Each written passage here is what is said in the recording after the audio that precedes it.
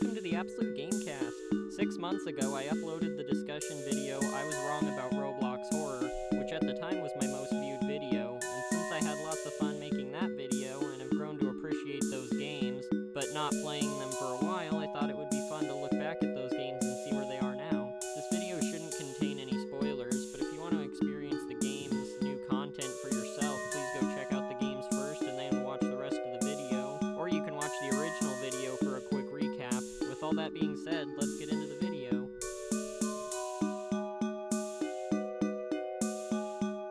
Doors was probably my favorite of the games I played in the past video, even if I never beat it, and I am pretty excited for the Mines update that was teased on Twitter. The most recent update to be released was the Super Hard Mode update, which was a temporary update that gave an even further challenge to players than the base game, as well as a laugh at how stupid and absurd some of the new entities were. Unfortunately, I never played it when it first came out, and now it's not available anymore, so for the sake of fairness, I won't be sharing any opinions on this update since I haven't played it myself. This will simply be a recap of what was available at the time. The story is pretty much the same as the base game. You have to make it through 100 rooms to win, with not much else to do.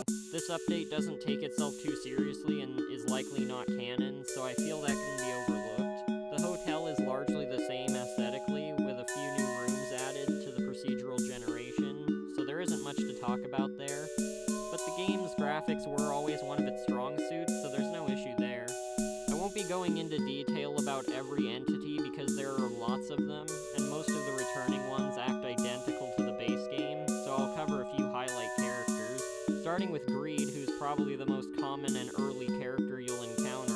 For his mechanic, every time you pick up coins, he grows larger until killing you at his max size. The only way to not die is to either not grab any money or only grab it every so often after he's shrunk. The last new entity they added was Jeff the Killer, yes, from the creepypasta. He's also probably one of the most difficult entities to deal with in this game mode, being likely the fastest, being able to follow you between rooms and killing you in one shot if he catches you. He only has one weakness, and a pretty rare one, being an item called the Holy Hand Grenade, which kills him in one shot if it lands. It's only a temporary solution, however, since he has a designated room and each time you enter it, he spawns again.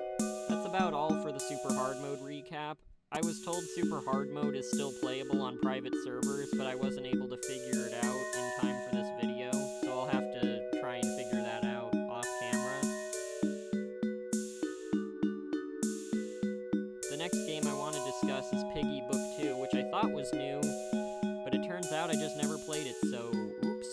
Starting with the story and design, this chapter takes place after the first, with you and your dwindling team of survivors trying to find anyone else who has avoided the infected for help, and then after one of your team members is infected, the mission changes to trying to find a cure to save your friend.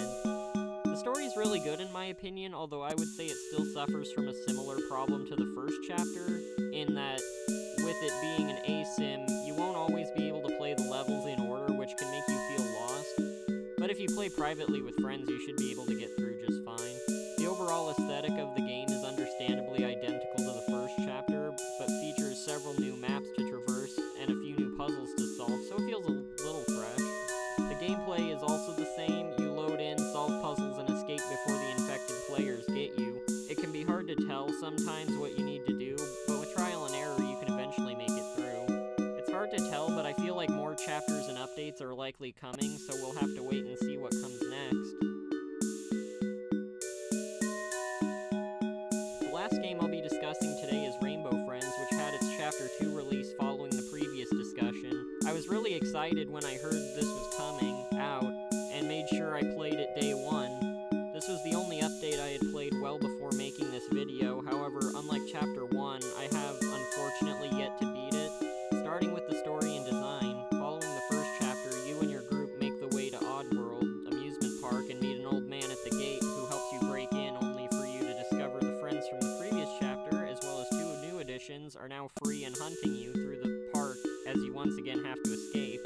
The story is good, and while it is very similar in scale to the first chapter, I don't personally see that as a bad thing. The map is significantly larger than the previous, with more detail and interactive elements, which, while not necessarily important, they are fun to see since it helps make the world feel more alive.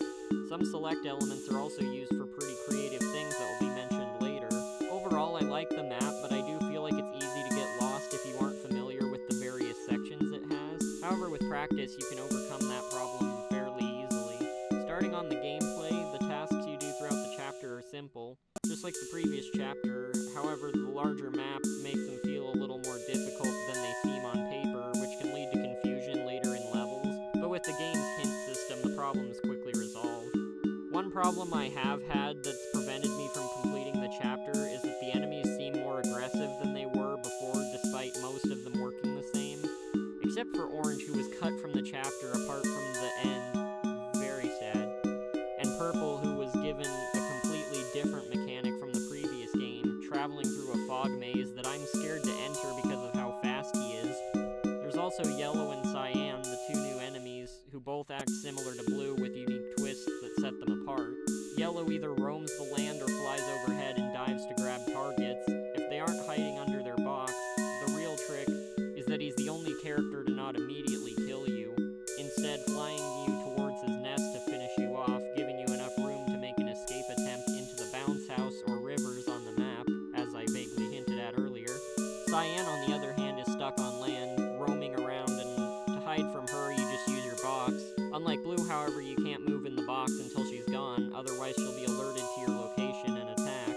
I really like both new characters. They feel very distinct from the other characters, which is great to make them not feel like repeats of the others.